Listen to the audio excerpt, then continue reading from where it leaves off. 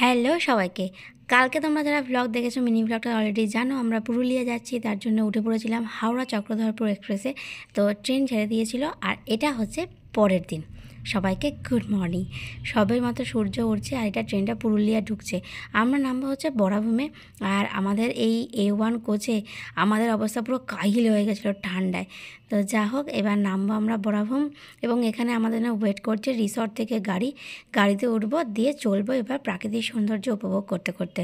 তখনও কুয়াশা তখনও পুরোপুরি ছাড়িনি, কারণ সবেমাত্র সকাল হয়েছে আর ঠান্ডা, মানে গ্রামের ঠান্ডাটা বুঝতেই পারছিল। অপূর্বদের খুব ভালো লাগলো, আমি বুঝতে পারছিলাম মানে আমার বাড়ির সঙ্গে অনেকটাই মিল আছে। তবে হ্যাঁ, এখানে তো অবশ্যই পাহাড় আছে, আমার বাড়িতে সেটা নেই। আর চলে আসলাম দেখতে দেখতে আমাদের রিসর্টে। এটা হচ্ছে নীল সবুজ ইকোসি রিসর্ট, যেটা একদম পাহাড়ের কোলে অবস্থিত। মানে চারিদিকে দেখতে পাচ্ছ পাহাড় আর মাঝখানে হচ্ছে রিসর্টটা। আমি এই রিসর্টের খোঁজটা পেয়েছিলাম একটা ভিডিও থেকে, কিন্তু এতটা সুন্দর হবে আমি কখনো ভাবিনি পাহাড়ের কোলে। তবে আমাদের একটা দুঃখ ছিল, সেটা হচ্ছে এখনও ফুলগুলো ভালোভাবে ফোটেনি। সকাল সকাল এসে চা পর্ব শেষ হতেই পেয়ে গেলাম ব্রেকফাস্ট। এখানে লুচি আর ডিম সেদ্ধ আর তরকারি, মামনিকে লুচি তরকারি মিষ্টি দিয়ে খেয়ে দিয়ে একটু দোলনা চড়ে বেরিয়ে পড়লাম পরের দিনে, মানে ওই দিনে ঘোরার উদ্দেশ্যে। প্রথম গন্তব্য আমাদের পাখি পাহাড়।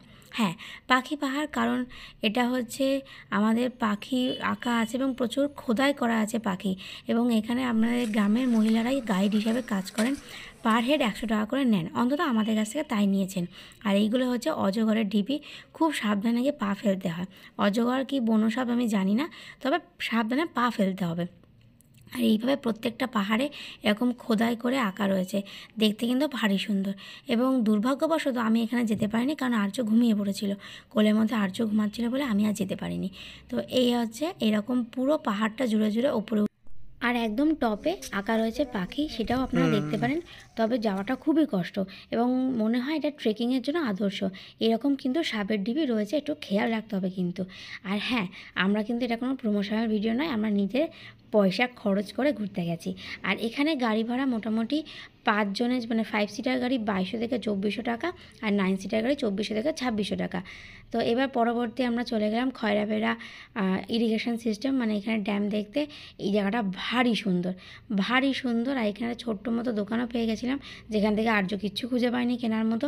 তো যা হোক, আবার এখান থেকে দেখে ব্যাক করলাম, কারণ এখানে একটা পাশে জল থাকলেও অন্য পাশে একদমই শুকনো ছিল। সেই জন্য এই পাশটা ভালো লাগলো, ওই পাশটা বড্ড বাজে লাগছিলো দেখতে। এবার পরবর্তী আমাদের হচ্ছে মাটা পাহাড়। মাটা পাহাড়ের ক্লিপটা আমাদের কাছে ছিল না, জাস্ট একটা পাহাড় যেটা সিঁড়ি বেয়ে বেয়ে উঠতে হবে। এরপর হচ্ছে আরেকটা ইরিগেশন সিস্টেম, এবং এইটা আমার মনে হয় আমার দেখা এখানকার সবথেকে ভালো মানে সুন্দর জায়গা আমার এটা লেগেছে।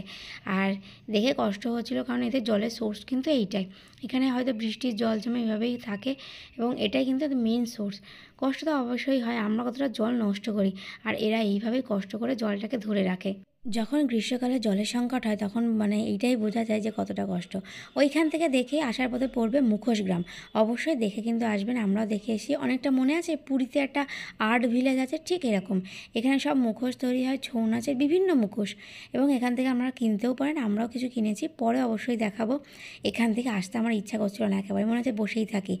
আর আমি না এরকম বানিয়েছিলাম, এগুলো কাগজ পচিয়ে আঠা দিয়ে এগুলো তৈরি করা হয়। এবং আমার যখন 7th ইয়ারে এক্সাম ছিল ড্রয়িংয়ে, তখন আমি একটা বানিয়েওছিলাম।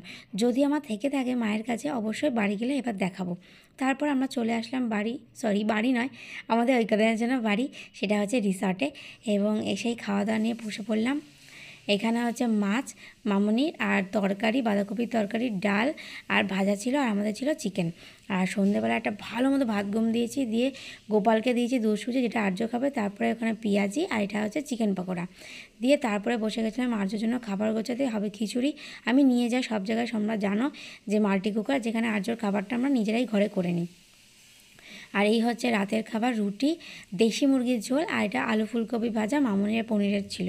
তো এই হচ্ছে আজকের মতো, সবাই রাত্রে ঘুমিয়ে পড়েছে, আরেকটা ফ্যামিলি আমাদের সঙ্গে ছিল। তো চলো দেখা হচ্ছে নতুন ব্লগ নিয়ে।